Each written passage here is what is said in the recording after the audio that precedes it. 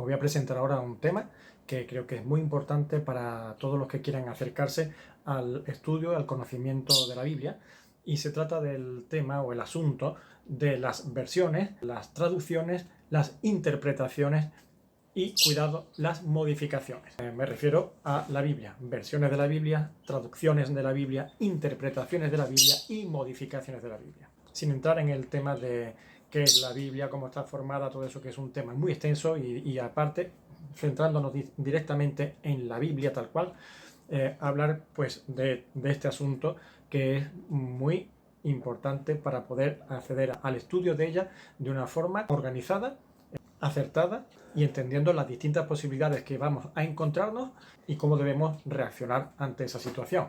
Sobre todo, primeramente, conociendo qué es lo que hay y en qué consiste. Entonces, versiones. Las versiones están basadas en las distintas traducciones que se han hecho a lo largo de los años de los textos originales, de los textos más antiguos. Versiones hay muchas, muchos tipos. Tenemos, por ejemplo, la versión de 1969, esa es la que yo uso, la Reina Valera 1969, ¿de acuerdo? Había antes de esta, pues estaba la de 1902, una Biblia más antigua. Aquí se puede ver, también de Reina Valera, pero ¿qué es lo que se ha hecho? Pues de 1902 a 1969 pues se revisó, se hizo revisiones de la versión y se fueron mejorando ciertas traducciones. Ahora lo veremos. Está la versión del 1995, está la versión Dios habla hoy, está la versión de la Biblia de las Américas, LBLA, se le llama la versión moderna, etcétera. Distintas versiones, ¿de acuerdo? ¿En qué se basan las versiones? Pues como digo, en lo que ahora entramos en las traducciones.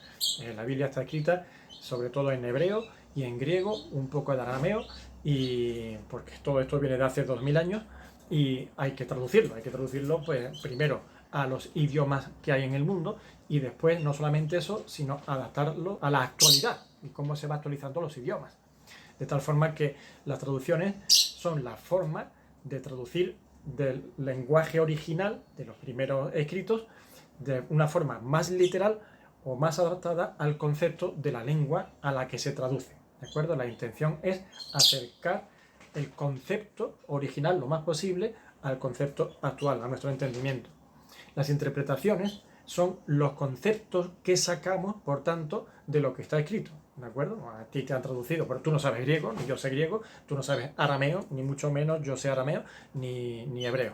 Pues lo han traducido al español, no solamente se tradujo al español de hace 500 años, como hizo Cipriano de Valera y Casiodoro de Reina, sino que se traduce también, o se adapta, se actualiza al idioma de ahora, ¿no? Al español de ahora. Y para que lo entendamos, porque yo tampoco entiendo el español de hace 500 años ni de 200 años incluso. Entonces, en la revisión de 1969 se escribe y se traduce de forma que yo pueda ahora entender e interpretar correctamente lo que está escrito, que se escribió hace 2000 años, en un idioma muy distinto al nuestro y en un ámbito muy distinto al nuestro. Así que es necesaria la interpretación de lo que se dice, intentando siempre entender el mensaje original, el concepto, la intención original con la que se escribió y lo que se quería transmitir realmente. Pero después nos encontramos con algo muy importante y peliagudo, que son las modificaciones. Las modificaciones ya es distinto. Las modificaciones ya sí que lo que hacen es alterar el escrito, el contenido, y dicen algo que no se dijo en su origen. Modifican la intención del escrito original y cambian incluso el mensaje original. Las versiones, traducciones e interpretaciones no tienen por qué alterar el mensaje ni la intención del concepto original. Más bien, su estudio, el estudio de las distintas versiones, está enfocado a facilitar la comprensión y a aclarar el sentido y la intención original.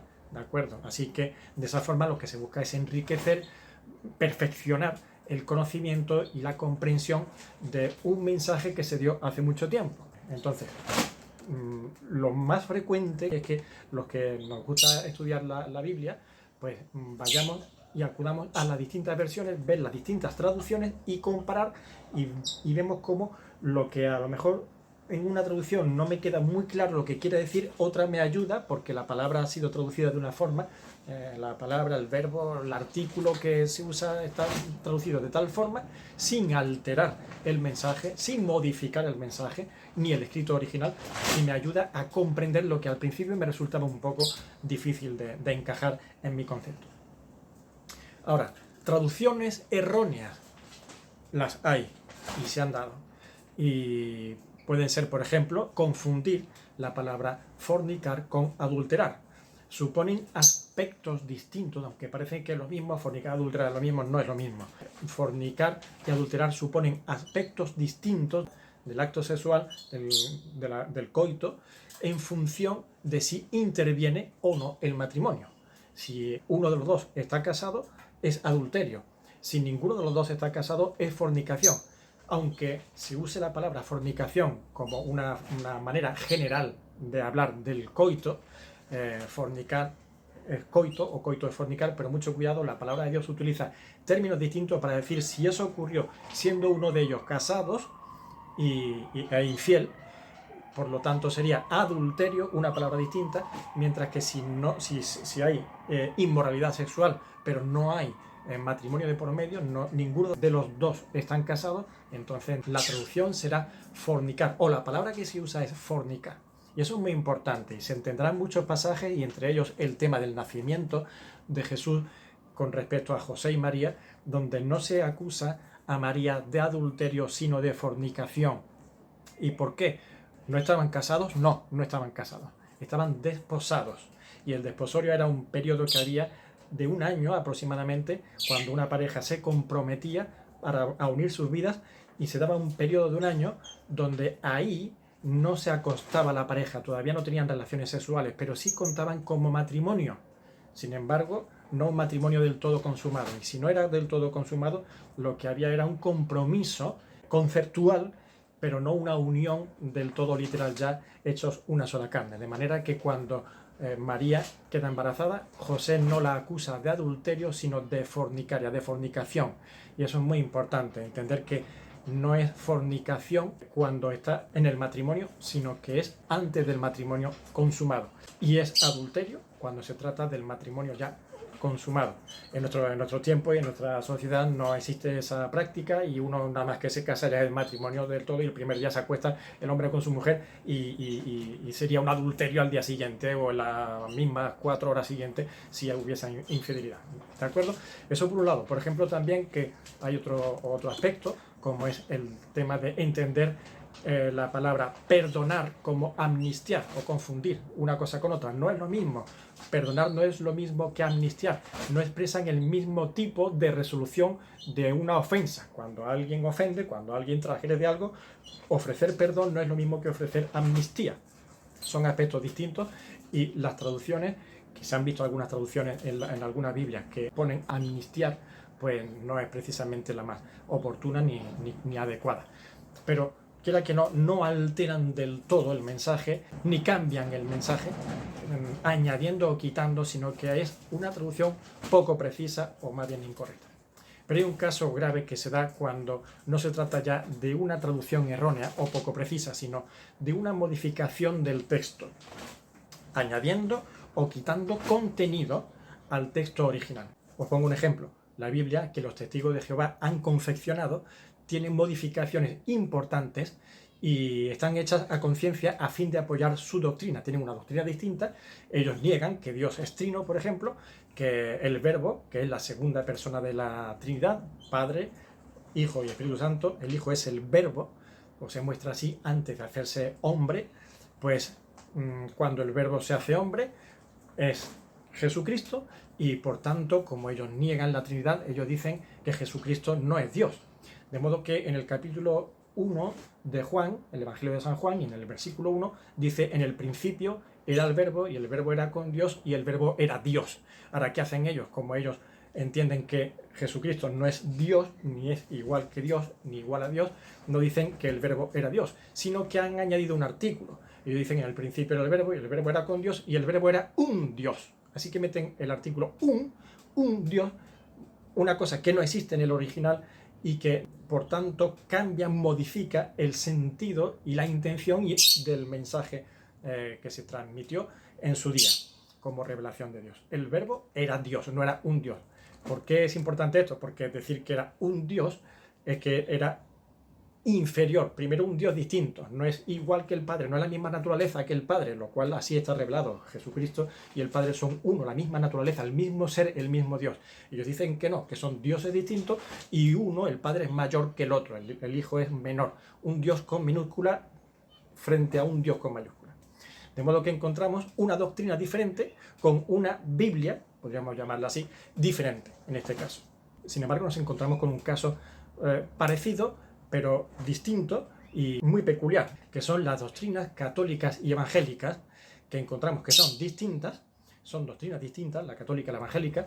Sin embargo, la Biblia es la misma. Utilizando la misma Biblia han desarrollado doctrinas distintas. Al decir que la Biblia es la misma, me refiero a que los textos no se han modificado, son los mismos textos. Sí que se tratan de versiones distintas. Por ejemplo, la Biblia del oso, que se usa mucho, es muy característica en la Iglesia Católica, la Nácar Colunga, nosotros utilizamos la versión Reina Valera de 1969, etc. Son versiones distintas, pero hemos dicho que eso no afecta al mensaje ni al contenido. Aún dentro de los evangélicos, pues unos utilizamos unas versiones distintas a la otra.